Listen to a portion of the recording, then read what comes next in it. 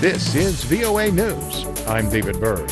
Security forces killed one protester and wounded 91 others in Baghdad Saturday as tens of thousands of Iraqis gathered in mass anti-government protests in the capital and blocked roads leading to a major port. We get more from Reuters correspondent Matthew LaRotunda. The protests that have swept Iraq for weeks are now the largest to hit that country since the era of Saddam Hussein. On Saturday, thousands blocked every road leading into the country's main seaport on the Gulf. Daylight demonstrations have been largely peaceful.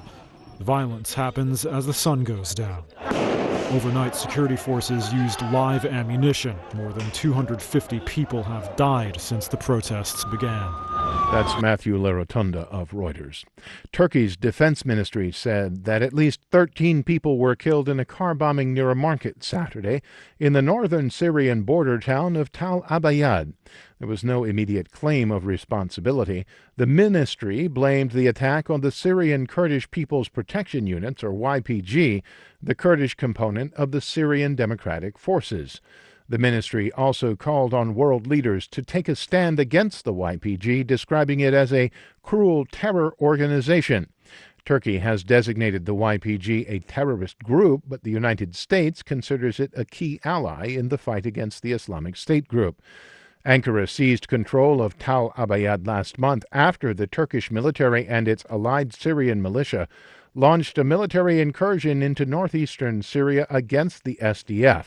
That followed President Donald Trump's earlier decision to withdraw U.S. troops from that region. For more on these stories, be sure to visit our website, voanews.com. This is VOA News. Tens of thousands of Islamists held a rally in the heart of Pakistan's capital, Islamabad, Saturday, demanding the resignation of Prime Minister Imran Khan. They arrived in a convoy earlier this week, led by the firebrand cleric Maulana Fazlur Rahman, who heads the Jamaat-e-Ulema Islam Party. During Saturday's rally, Rahman described Pakistan's government as illegitimate and promised continuous struggle against it.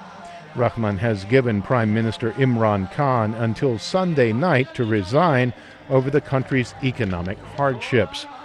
Khan has said that he will not succumb to pressure. Islamic State has claimed responsibility for an attack in northern Mali that killed at least 53 soldiers, according to the group's Amaq news agency.